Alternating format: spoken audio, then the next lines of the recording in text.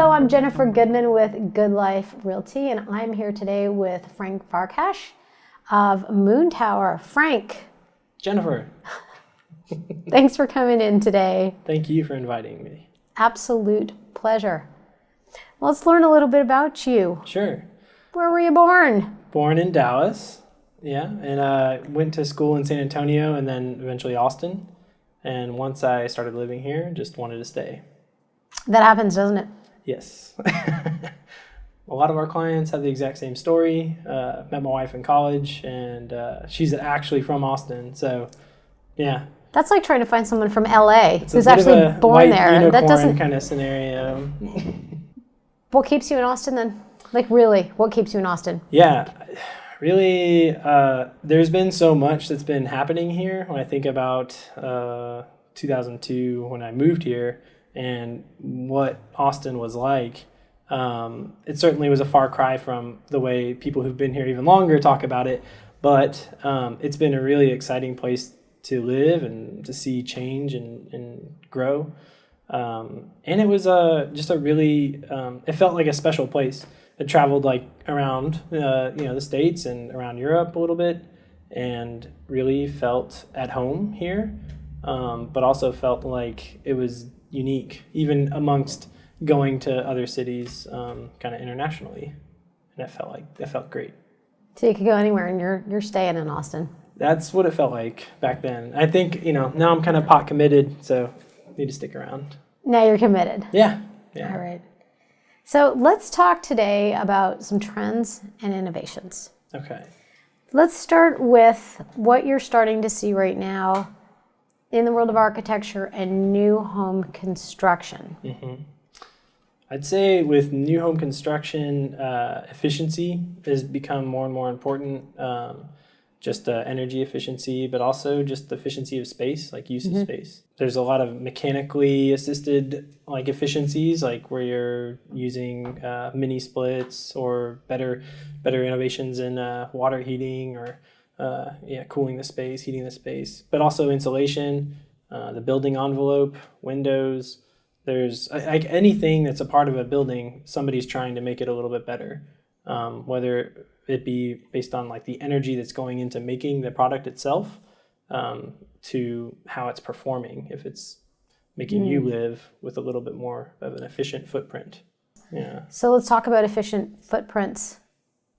Where do you see the design of the kitchen these days? In the most extreme case, like just do it outside. Here, in terms of like, you don't want to heat up your house in the summer, let's just grill outside, or Well, a lot of people, have outdoor kitchens. Yeah, so that's a part of it, in a funny way. It doesn't make complete sense to have a redundant. Oh, I also have this other kitchen, but you might actually keep your house cooler or demand less of the cooling load for the inhabitants if you just, hey, let's take this party outside. Where you're gonna work with whatever the outdoor climate is, as opposed to where, hey, all these people are coming over, let's crank up the AC. A lot of it's like about just patterns of use, and trying to be as thoughtful as possible with the options that people have with how they're living in their house. If you had to look at home design overall then, how is that being affected today then in terms of the trends?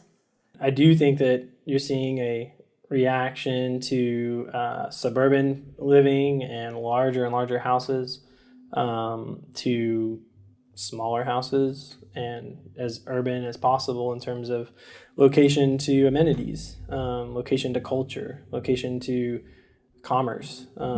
That's a big driver for how people select where they want to live or where they want to spend their time, like kind of over a lifetime. There's probably going to be more flexibility in that maybe smaller house, but closer to all the things you might want to do at multiple phases in your life, as opposed to a suburban house that might be geared mostly towards raising kids or sending them to a really selected school that that was your preference. But that's not necessarily going to be a great house to age in, and a lot of those populations might be kind of transient in a weird way. Like, oh yeah, we were here for K through 12, but now we're going to move away. Yeah, so and that, I guess that is sort of the lifespan of a house. Yeah. So or that occupants, like a lot of the houses that we work on in Central Austin, let's say it's the fifth homeowner or sixth homeowner. So obviously there's something that's working because people are moving into these and they aren't changing them drastically. And maybe it's working at the scale of the neighborhood too, where you have enough parking, enough walking amenities, just enough stability that makes it more sustainable. In terms of the layout then in today's day, let's talk a little bit about that. Sure. So I think like today's house layout would emphasize, getting together. It's different for everybody, but and it's not always that everybody's going to be in the kitchen. That's a bit of like a trend, I think, that's like, hey, everybody's always going to entertain in the kitchen. It's not for every lifestyle and every person. So I think a lot of it has to do with flexibility in terms of approaching design that's specific to each client.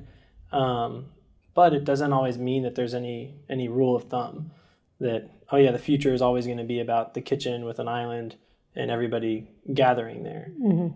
Some people just don't like to cook in that kind of environment, or there's more of a conflict acoustically between when people watch TV or when they cook, and nobody wants to hear the dishes happening when they're watching their show. Yeah, watching their show. Yeah.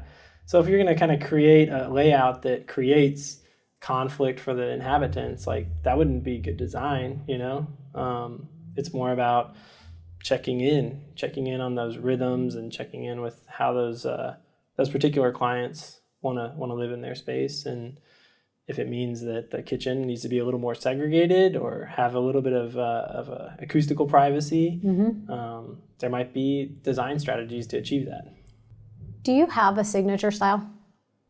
I'd say at Moon Tower we don't have a signature style because we've been working with so many different homeowner clients, so many different clients. The homeowners play a big part in the way we deliver a successful project. And it's pretty much impossible to say that they all have the same style. And so we do our best to accommodate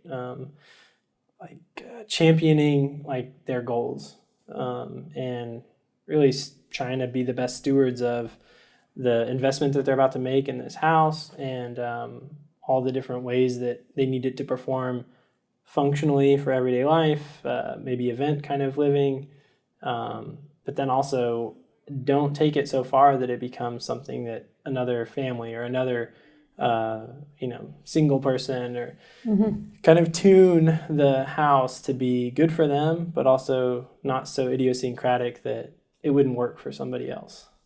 It's a fine line too when you're building, because if we're building in a way that we're already thinking about the next person and we haven't moved in, can we truly enjoy that space for us? Yeah, I would say no. In some ways, unless we can't design for every specific person that we've never met. Sure. But we might be able to find a way to hit at some people's specific requests without pigeonholing them into something that's completely inflexible. Right. Only people who want black appliances in this kind of space. You can't. Yeah. You can't. Yeah. You can't design the house that's perfect for everybody. Right. But there's a blend of being pull back a little bit, be thoughtful of, how maybe another couple would move into this house or another family that had kids. So much of that is not just house dependent. Again, I'll say it's also your surroundings. Some neighborhoods are going to be better for certain phases of life potentially, which is what we're talking about from a suburban model. But even in the urban neighborhoods, there might be a variety of lot conditions or amenities on a lot that might not make a whole lot of sense to certain people.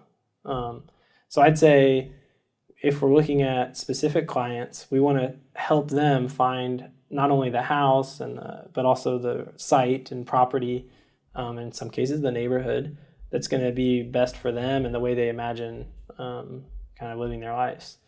And obviously things change, like people move on, but get a job offer in another city.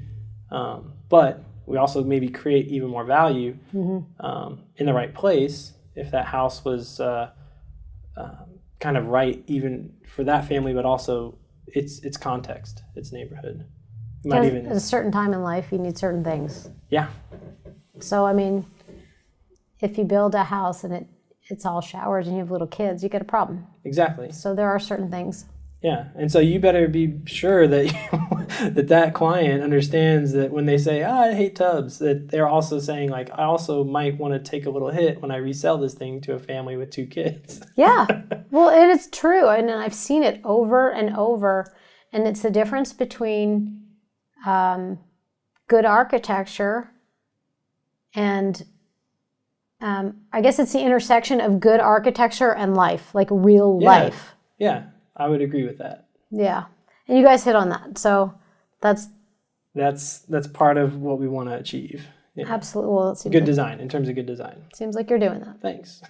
With everything that's going on, and it's a play on words, but in Texas, because everything is hot, but what's not hot these days in the world of architecture?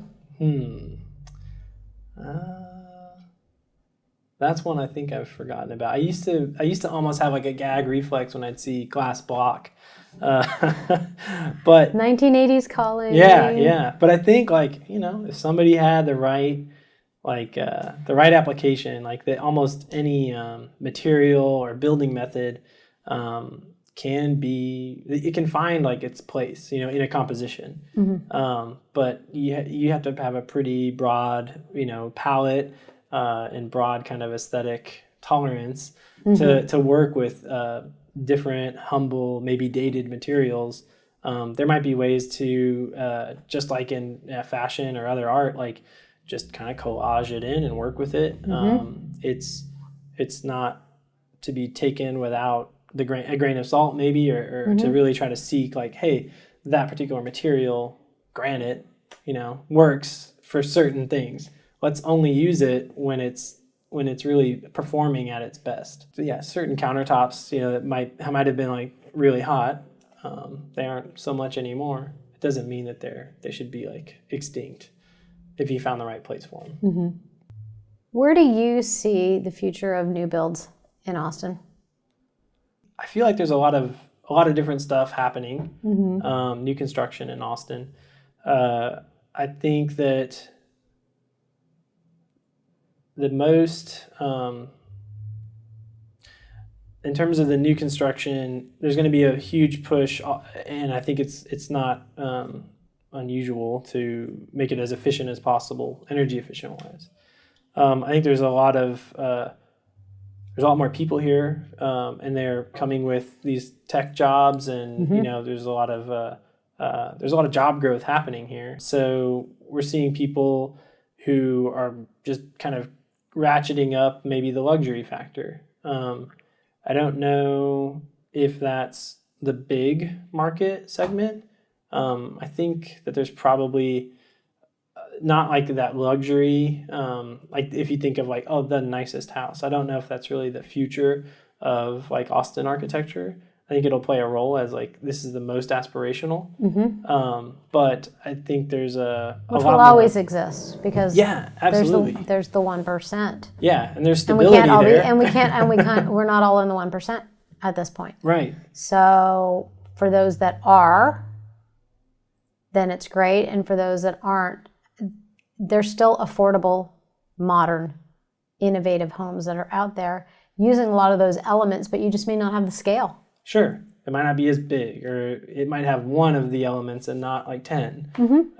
So I do think that that there's a future, obviously, for like the highest end work in Austin. And I think that it's part of it's one end of a pretty big laboratory trying out these new ideas.